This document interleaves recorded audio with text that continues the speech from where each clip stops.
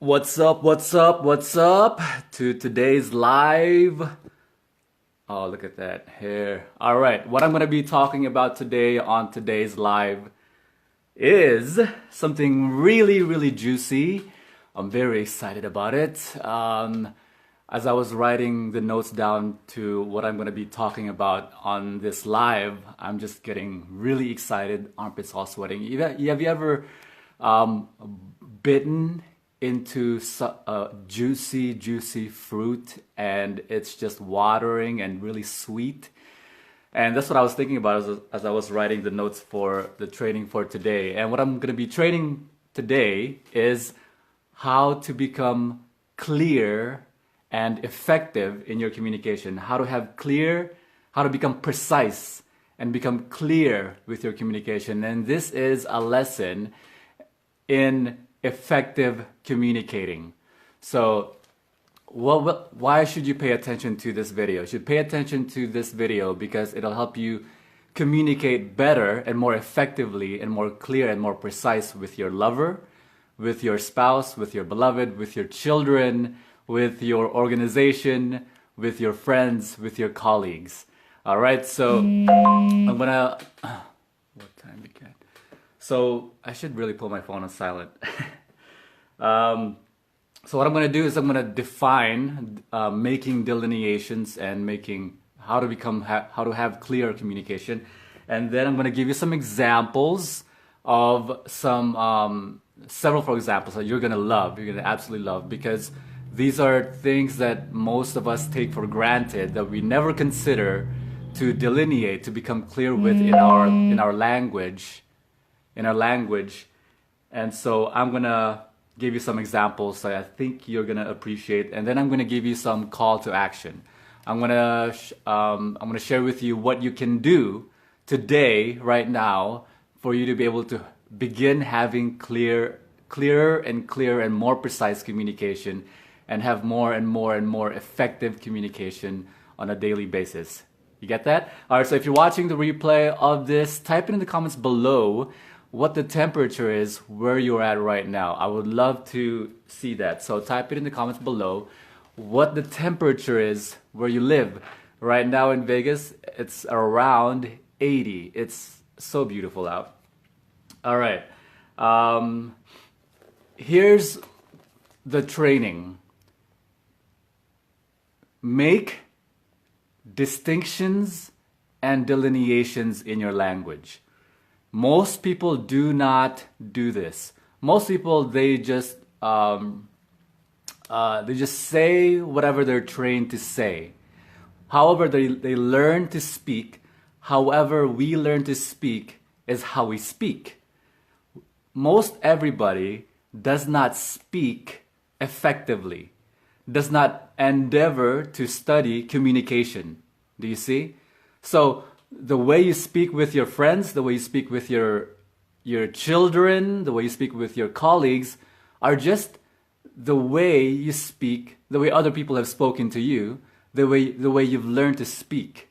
So I'm going to show you how to become more effective in your communication so you can get the results that you want in social dynamics. You can get the results that you want with your lover, with your friends, with your organization, with your children. Okay, so effective communication is incredibly important because it's something that most people does not endeavor to do. So how do you make distinctions and delineations? I'm going to give you an example right now. A distinction is creating contrast between two things, knowing the difference between the words that we utter, the words that we speak. We must become clear with what's the difference between the two. And what's the contrast between the two? What's the difference between sacrifice and compromise? What's the difference between love and hate? Do you know the difference? Do you know that? Are you clear? And what's gratitude, right? How do you define gratitude? Are you clear with your definitions? So become more and more clear with the definitions. And it's very simple how to do that. You go to your phone and you say, "Okay, Google." And then I better not say it. Google might pop up. Okay, good. You say, "Okay, Google," and Google pops up, and then you say, define whatever the word is. And then it pops up. It gives you the definition. Or you can go to Google itself and type in define whatever the word you're looking for. If you're using Apple, you say Siri, hello Siri or something. I think you long press the main button. I don't have an Apple.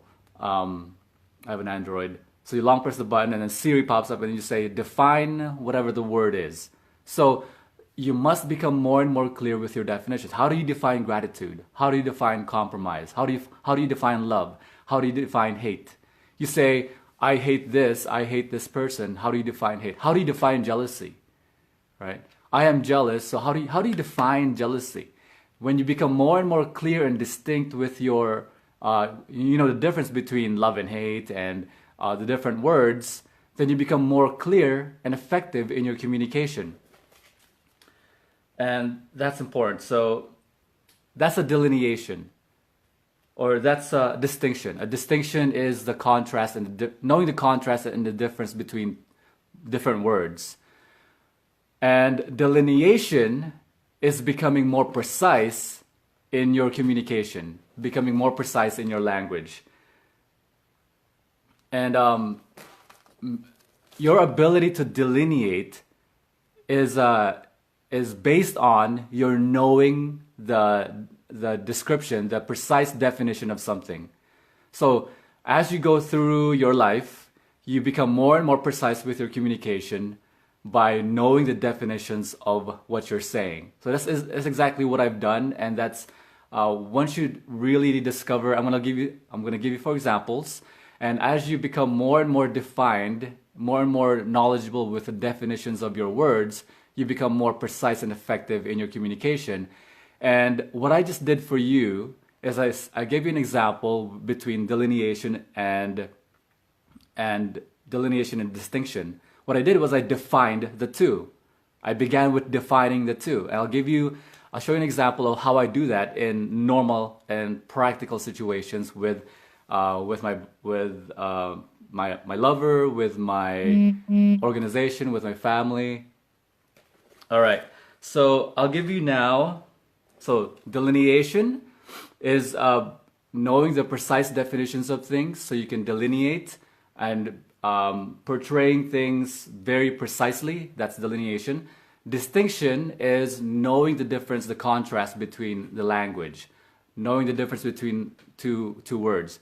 So I'll give you, for examples. Number 1, and these are things that most people take for granted, that people take as it's just so banal. Banal means it's just taken for granted. It's so common that people don't realize how simple it really is, and it lives in our language, and we just take it for granted that we never consider what it actually means. So I'll show you what it means right now. Oh man, I'm thirsty. But let me take a sip of water. All right, number 1 is compromise versus sacrifice. I'm going to go over this very briefly, just to kind of, so you can see what it really means. So you can see a little overview about the difference between the delineations and distinctions between the words, right? Sacrifice and compromise. So people say you must sacrifice, but sacrifice, let me show you a distinction. Sacrifice, it's something that is unethical. Ethics is a study of good and bad. It's that good and bad means ethical and unethical. If it's unethical, it's not good. If it's ethical, it's good. Okay. So sacrifice is unethical. Compromise is ethical. Here's why. Sacrifice is your abandoning or betraying your values, your morals, and your ethics. You're betraying what you hold to be right for something that is of less value, something that doesn't have any value. So when people say, should I give examples?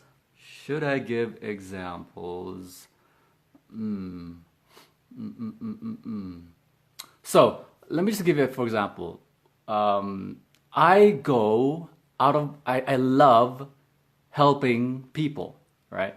I love helping people. So I'll give you, for example, if I saw a woman if I saw an old lady, for example, crossing the road, and I help her cross the road, and I didn't make a sacrifice. I didn't do it for anything in return. I love to help people for nothing in return, because the compromise, the sacrifice, it's not a sacrifice for me to take time out of my day to help somebody.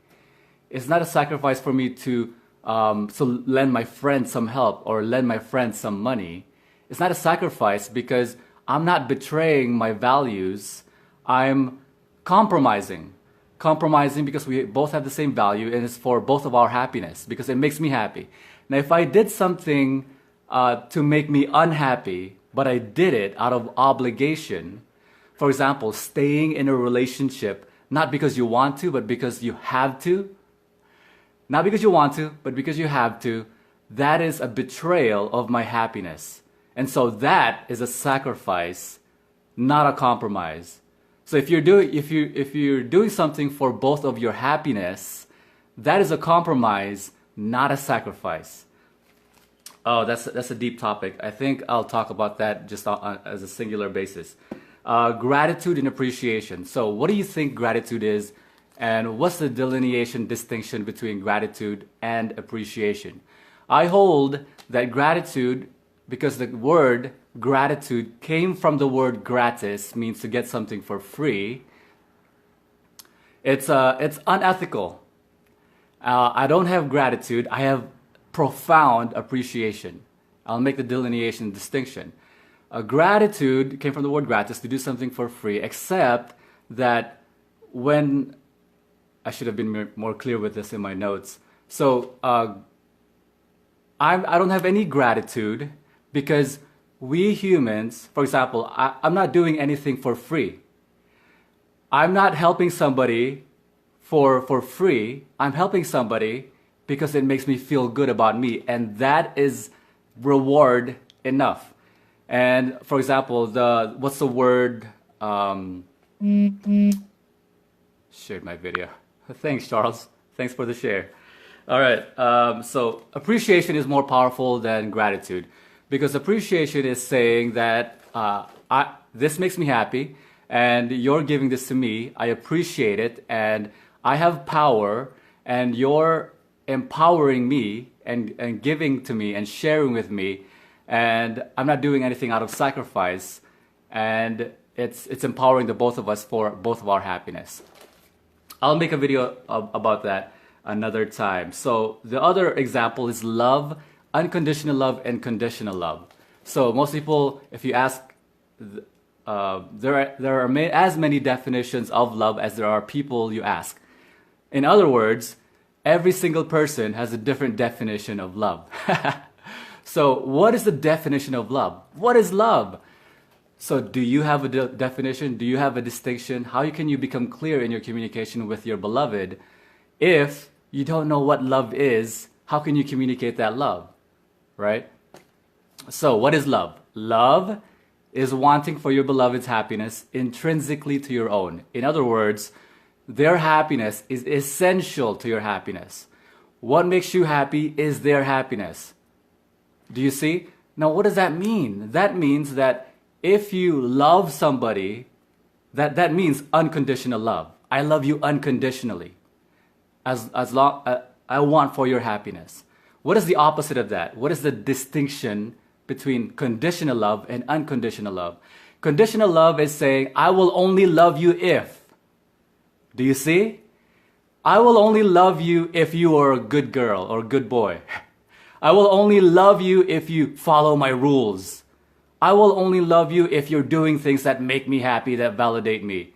If you do things that don't make me happy, I won't love you. That is, by definition, conditional love. Do you see? If you do something that makes you happy, but it doesn't make me happy, I won't love you anymore. Do you see the difference between conditional love and unconditional love? Unconditional love is do whatever that makes you happy, baby. Do whatever that makes you happy.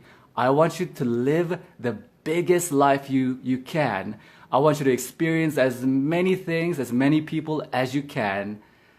And whatever makes you happy, because that makes you happy, That's for your good. That's for your benefit. If you do something that I know would not be for your benefit, that you believe that makes you happy, but you may not know yet the difference and the distinctions, I'll share with you my thoughts. But whatever that makes you happy, baby, I want that for you. That is unconditional love.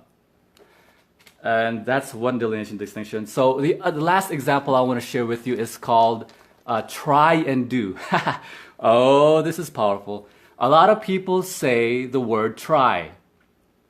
I will try to, I'm going to try to work out. I'm going to try to become healthy. I'm going to try to lose weight. I'm going to try to be productive. I'm going to try to accomplish such and such things. Try. So what's the delineation and distinction so you can become more clear in your communication? To try is to presume failure. Do you see? I'll give you an example. To try is to already presume the failure. So I'll give you, for example, it's actually, it's funny. If I told you, if I'm looking at you right now and we're sitting across each other and there's a table between us and then there's a pen in the middle of the table and if I told you, try and pick up that pen. Try and pick up that pen. And then you picked it up. And then I said, no, don't pick it up. Try and pick it up. So you're no longer trying to pick it up. If you pick it up, you're not trying to pick it up. You picked it up. So try and do are completely different things. So whenever I communicate with somebody, I make that delineation and distinction through my words, right? Just the magic of words, I can make delineations and distinctions and profound epiphanies in somebody so they can know what to expect. So if I give that example, the picking up the pen example. Don't try and do. So if they say try presumes failure. If you're going to try to go to the gym, you're already presuming failure. So so just say, I'm going to go to the gym. Or if you don't know for sure if you can or cannot go to the gym, say, I'm going to do my best. I'm going to do my best to go to the gym. I'm going to do my best to be productive. Or I'm going to do my best to check off these boxes. I'm going to do my best to do these 10 things that I promised I would do today. I'm going to do my best. Not, I'm going to try to do these things, because trying already presumes the failure. You can't do and try at the same time, you see? So those are some examples of delineations of communication. So the more clear you become in your communication, and that's a lot of what philosophy is. Philosophy is becoming more and more clear with language, with words, and how the words affect your mind. The study, which is my background, I'm just checking my back because my back is feeling good right now from some rejuvenation things. Neurolinguistic programming is the science and the art of how words affect our neurology. How words affect our neurology, and how our neurology affect words.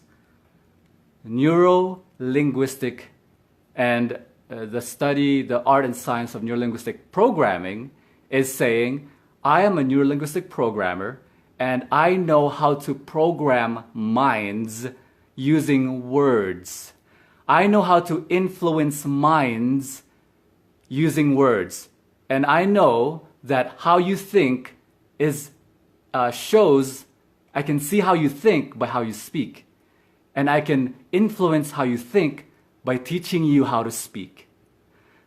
Do you see the delineation and distinction between all of that? All right, that's the training for today. That's a lot of deep topics. So if you appreciate these ideas, comment in the, put a comment below and share your thoughts, share your ideas, and press the like button and press the share button. I really appreciate it. And I will call to action. Oh yeah, I gotta have a call to action. Call to action. What should you do? You can do right now. You can start doing right now to become more and clear with your language. What you can do is pay attention today. Pay attention right now. As you're speaking, pay attention to what you're saying. Are you precise? Are you saying things that you don't know what that means? So you look it up. When you look it up, you become more clear. Oh my God, epiphanies everywhere, right? So you become more clear. You pay attention to your language. You pay attention. Do I say a lot? Do I say like? How do I speak? So now you become more self-aware, and self-awareness is one of the greatest personal mastery, personal development tools you will ever have. That's the call to action for today. Again, click the like button, click the share button. I really appreciate that and love that. I love you for doing it. And leave a comment below if you have any thoughts. Talk to you on the next live.